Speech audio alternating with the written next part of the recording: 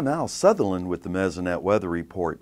Tuesday, December 6th, that morning we saw the most solid mass of cold air settle in across our state. Down in the southeast, they had cold temps at 29. It kept getting colder and colder as we moved to the north and the west.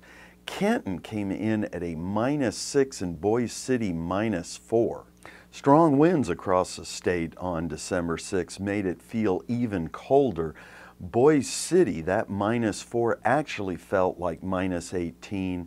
The wind chills for the Panhandle were all below zero. The western part of the state pretty much single digits, and it felt like it was in the teens on the eastern side of the state.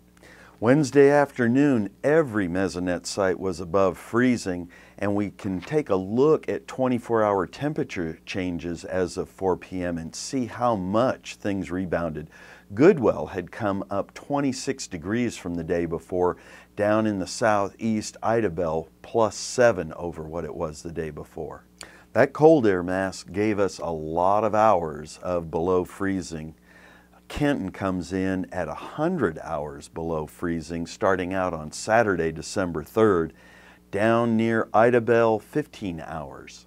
Ahead of that cold air, we did get some rain in the state, and so far in December, every Mesonet site has recorded rainfall.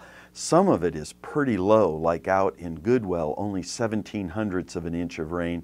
Our map shows those blue areas less than an inch, the green areas generally more than an inch, and then in the far southeast, McCurtain County and a few areas in surrounding counties above 3 inches. Gary, how did the December rain impact our drought rating? Thanks, Al. And as we've seen just about every week for the last 2 months, we have more improvements on the U.S. Drought Monitor report. As you can see, most of the D4 or exceptional drought area has now disappeared from Oklahoma, with just a small section of the Oklahoma Panhandle still in that category. The D3 or extreme drought category also continues to shrink, and now we have a D2 area or severe drought extending down into southwestern Oklahoma. Also, much of the eastern quarter of the state is now entirely out of drought conditions, so definitely good news on that front. Now, as we talked about last week, much of the improvement in the drought monitor is due to our wet November. We can take another look at November's rainfall stats compared to the last 23 months. So starting in January 2010 through last month, we can see that November, with 4.22 inches on a statewide average, was the wettest in the last 16. Basically the wettest month we've had since July of 2010. So still quite remarkable and great for improvements. Despite the improvements in the last 2 months, we do still have some long-term concerns. This observed rainfall map from the Oklahoma Mesonet for January 1st through December 7th shows a statewide average of 23.87 inches, more than 11 inches below normal, and that's the 6th driest such period since 1921.